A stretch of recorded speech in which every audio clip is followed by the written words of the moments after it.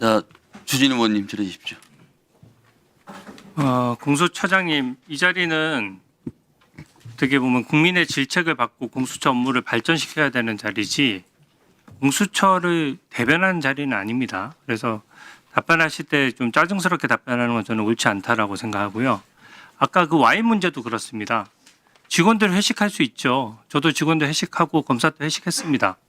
근데 어떤 대통령을 떠나서 일반 국민이다라고 하더라도 구속영장을 청구한 날 회식하는 것은 적절하지 않습니다. 이게 만약에 적절한 행위였다면 뉴스도 안 됐겠죠. 그리고 부적절했기 때문에 그 부분을 이제 문제 삼는 것이고, 지금 공수처장님께 월급 주는 국민들 중에 특정 진영을 편드시는 건 아닐 거 아닙니까? 그 상당 부분의 국민들은 실제로 마음에 상당한 상처를 받았어요. 대통령은 구속영장 청구한 날 어찌됐든 와인을 가져가서 해서 밑에서 그런 건의가 들어왔다라고 하더라도 정무직인 공수처장이 그걸 말려야 될 판국인데 저는 부적절한 처신이었다라고 생각합니다. 좋은 말씀 주셨고요. 그리고요. 말씀드렸듯이 제가 여하튼 그런 부분을 갖다 축배로 이렇게 해석하는 것에 대해서 제가 말씀을 드렸고, 제가 여하튼 그 부하 직원들을 격려하는 자리였다. 그리고 더 일을 열심히 하고 격려가 없이 잠깐만, 그 격려라는 말이 굉장히 공수처 기관 이기주의적인 발상이 있는 거예요. 공수처 내부로 보면은 그 격려할 수 있는 것이지만 그게 외부에 어떻게 비춰질지 여부랑 그 상황이 어떠냐를 종합적으로 살펴야 된다는 얘기입니다. 그래서 제가 그런 부분 관련해서 혹시 국민의 눈높이에 맞지 않은 부분이 있으면은 제가 그런 부분은 사죄 드린다라고 말씀을 드렸습니다. 네. 그런데 저희들 저녁 먹은 걸 가지고 이렇게 여러 번 하니까 제가 좀 또 이리저리 말이 반복되다 보니까 뭐 짜증으로 들지, 저는 짜증 내는 건 없습니다. 네, 좋아요. 허위공문서 작성 관련해서도 제가 국회에 답변에 해서 아까 얘기해 보니까 수사기획관이 자리에 없었기 때문에 파견 직원이 했다라고 했는데, 그러면 파견 직원이 혼자서 한 것입니까? 아니면 결재를 거친 것입니까? 그래서 그런 부분에 있어서 좀 제대로 그 절차를 지키지 못해가지고 묻는 말에 아니 결재를 누군가 했을 거 아니에요. 그냥 파견 직원이 혼자서 했어요? 아니면 외부 결재를 했어요? 법률 전문가가 아닌 그 파견 근무자가 초안을 만들고 제대로 된 좀 결재 띄워주세요. 그 과정을 거치지 못해서 좀 엉성하게. 그러면 파견 직원이 혼자 했다는 얘기네요. 아니 그러니까 팩트를 체크하는 거예요. 파견 직원 혼자서 했어요? 아니면 보고했어요? 간단한 질문이잖아요. 뭐 저는 보고를 받지 못했습니다. 보고를 받지 못했어요. 예, 예. 수사기획관이 공석이라고 하더라도 공석이면 다 업무 대체자가 있는 겁니다. 그리고 국회 관련돼서 답변하는데 실무자가 혼자서 답변했다? 저는 그게 좀 오히려 변명이 황당하다라고 생각하고, 그 시점에는 이게 굉장히 이슈가 되던 시점이에요. 기본적으로 제가 아까 PPT 띄워놨지만 제가 2차례에 걸쳐서 똑같은 질문했고 똑같은 답변 받았고, 또 그때는 저 답변으로 인해서 압수영장, 통신영장, 특히 공수처장께서 직접 말씀하시면서 대통령에 대한 체포영장은 청구한 적 없습니다라고 자신 있게 얘기하면서 압수 통신영장에 대해서도 없다라고 서면 답변도 하고 구두로는 답변할 수 없다는 식으로 얘기를 하다 보니까 그 이슈가 잦아들었던 겁니다. 그게 그래서 의도적이라는 점을 지적을 하는 것이고요.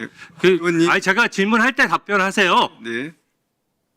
그리고 이 부분에 대해서도 실제 2차례나 답변을 한 측면도 있지만 더 황당한 것은 파견 직원 핑계를 댄다는 거예요. 저게 지금 질문이 복잡하지가 않거든요.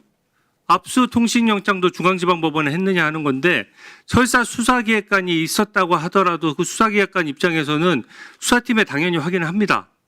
그리고 수사기획관이 없으면 수사기획관 없는 자리에 대체가 하는 누군가가 와서 당연히 업무 대체를 해야죠. 공석이 있으면 그 자리에 그냥 놔둡니까?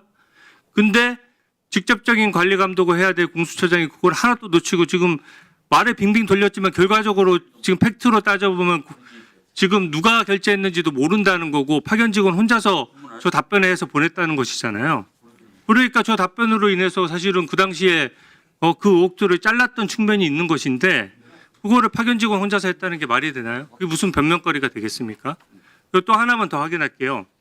아까 관할 문제도 말씀하셨는데 그 대통령에 대한 체포영장 청구할 때는 이미 김용현 그 장관에 대해 가지고 내란 주요 업무 종사자라고 해서 그 김용현 장관이 이미 구속이 돼 있던 때고 기소가 이미 돼 있던 때예요. 두 번째 체포영장을 청구할 때는 당연히 중앙지방법원에 관련자 공범관계에 있는 사람이 한 명이 중앙지검의 지법에 기소되면 당연히 1분만 더 주세요.